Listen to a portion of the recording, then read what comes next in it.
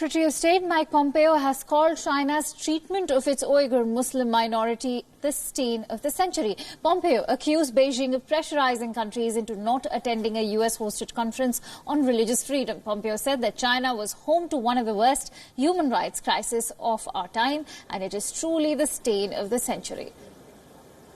Since April 2017, the Chinese government has detained more than 1 million Chinese Muslims and other minorities in camps in Xinjiang.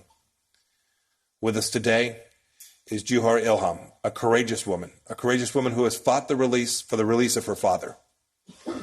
He was given an unprecedented life sentence for his writings dedicated to bridging the gap between the Uighur people and the Han Chinese, a noble undertaking. Ms. Bet Tamraz, Pastor Seng, Ms. Ilham are just three of the many who we invited here today. These are heroes who have come to this ministerial from around the world. Their stories are of fiery trials, heart-pounding courage, and truly uncommon faith. I'd like to ask all of them to stand now for applause. Speaking at the final day of the international conference in Washington, Pompeo said the Chinese government officials had sought to discourage countries from attending the three-day event he has hosted, attended by 106 countries. Pompeo congratulated countries which had defied Chinese pressure, while adding that they will take note of countries who have not attended due to Beijing. And in China, the Chinese Communist Party demands control over the lives of the Chinese people and their souls.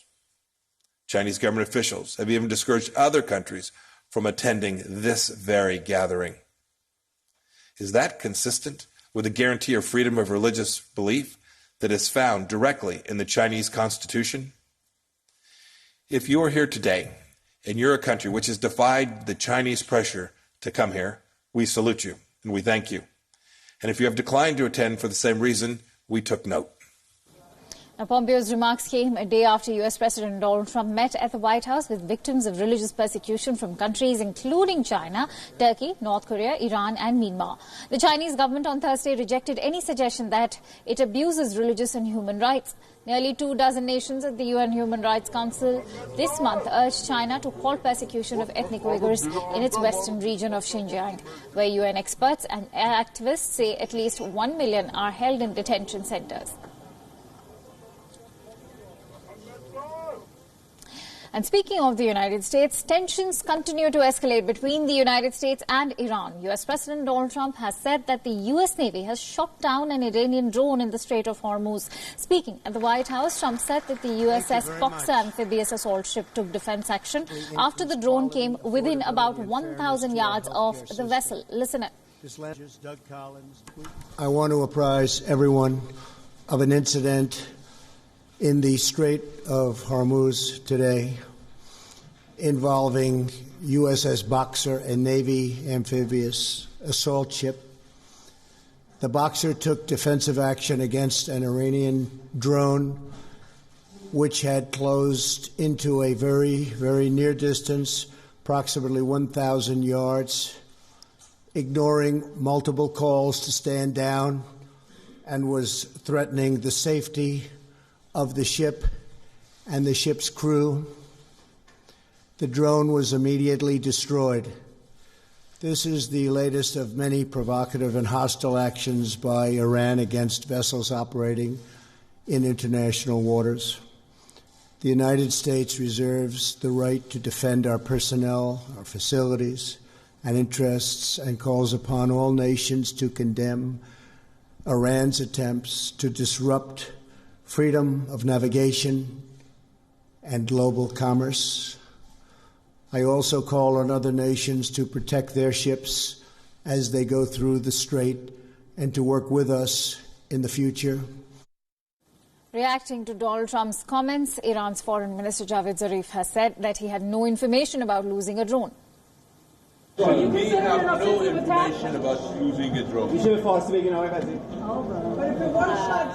Relations between the US and Iran have deteriorated since Trump last year unilaterally withdrew from Iran's 2015 nuclear deal.